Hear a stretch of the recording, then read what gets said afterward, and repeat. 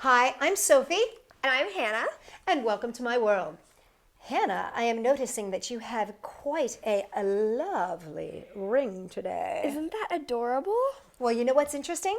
This is a craft that was actually inspired by one of my viewers, Doll Lover 329, and she told me all about how she wanted to do a duct tape rose pen. However, she didn't have any pens, she didn't have any pencils, but what she did have?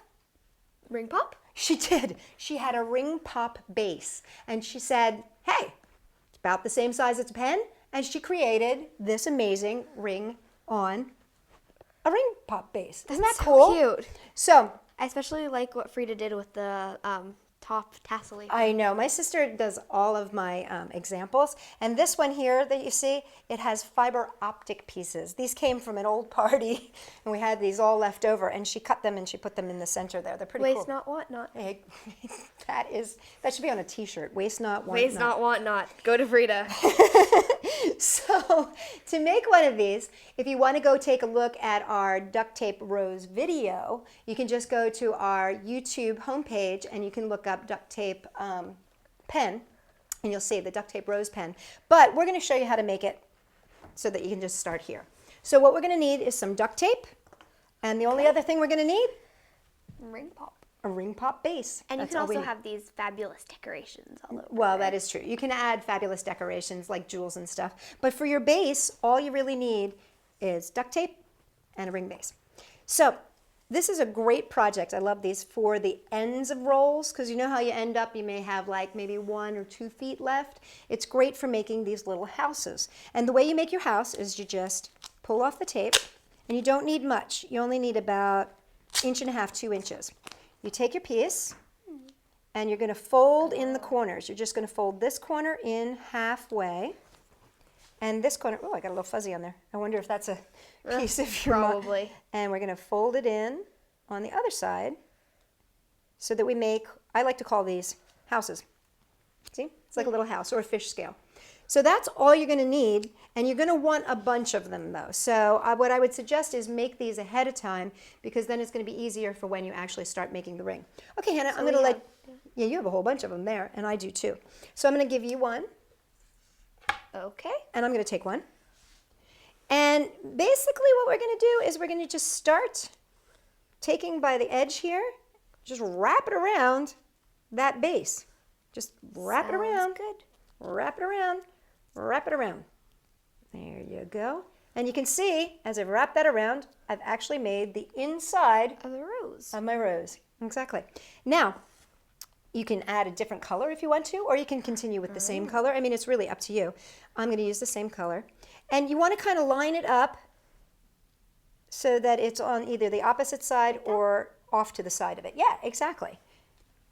It really doesn't matter exactly how you wrap it here, I but love the combination of these two. I know, aren't they cool? It's really cute. One of the things that I like to do when I do my roses, though, is I like to kind of angle them out a little teeny bit, just so that they're not quite dead on. You know what I mean? I like to kind of get the sides so that I start making the petals around it, as opposed to being like right on top, right on top, right on top. Yeah. You want to kind of work around your circle. So I've got 1, 2, 3. I'm going to put one right here. You know what I mean?